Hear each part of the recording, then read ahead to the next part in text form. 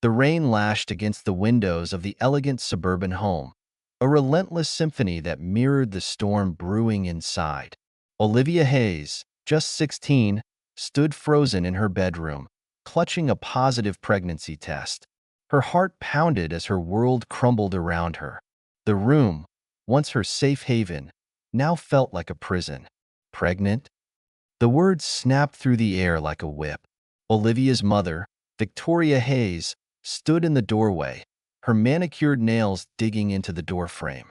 Her expression oscillated between fury and disbelief. This cannot be happening.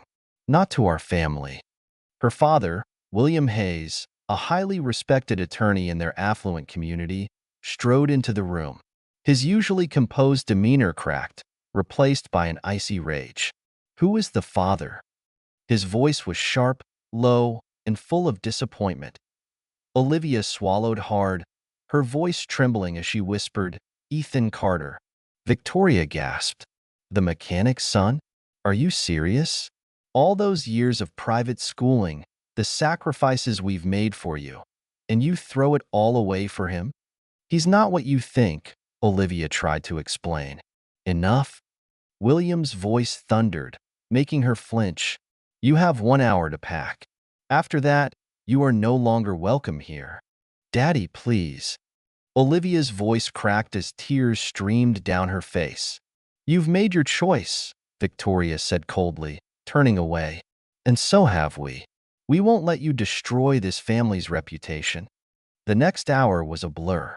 Olivia stuffed her belongings into a backpack and a small duffel bag, clothes, a few keepsakes, her grandmother's locket, and a battered photo album.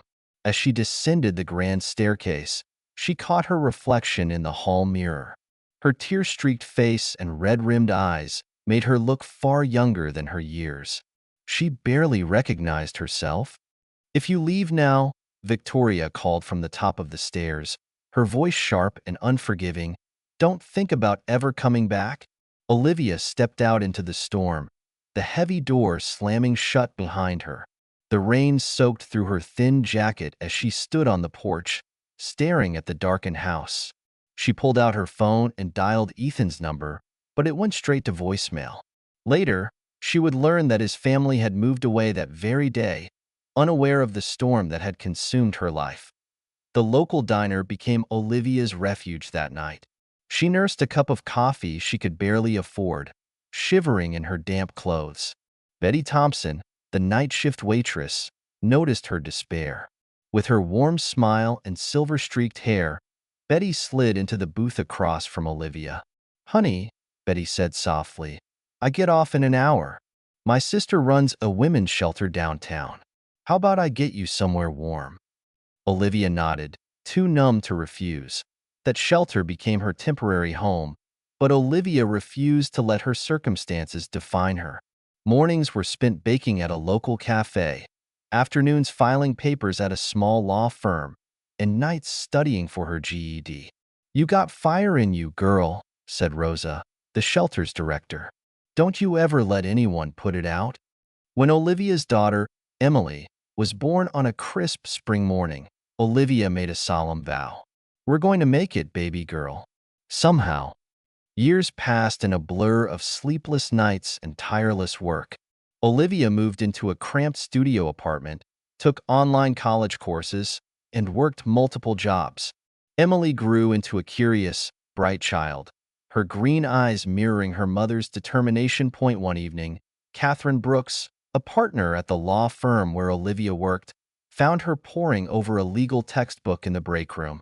"Why are you studying contract law?" Catherine asked, intrigued. "Because knowledge is something no one can take away," Olivia replied.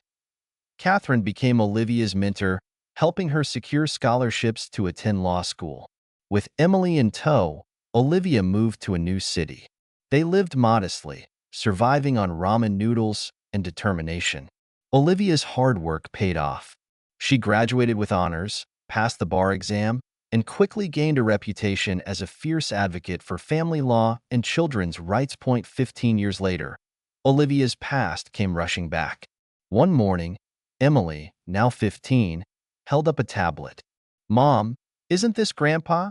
she asked, showing Olivia a news article about William Hayes's upcoming retirement gala. Olivia stared at the photo of her parents, barely aged despite the years. "Yes," she whispered. "Maybe it's time they met their granddaughter," Emily said softly. Olivia wasn't that scared, abandoned teenager anymore. She was Olivia Hayes, ESQ, a respected lawyer and founder of the Hopeful Horizons Foundation. It was time to go home. The Hayes family's annual gala was the social event of the season. This year, it celebrated William Hayes's retirement and his legacy as a community leader. Olivia and Emily arrived at the grand ballroom of the Lexington Country Club. Olivia wore a tailored navy suit, her posture confident. Emily, in a simple blue dress, looked every bit her mother's daughter. Inside, the party was in full swing.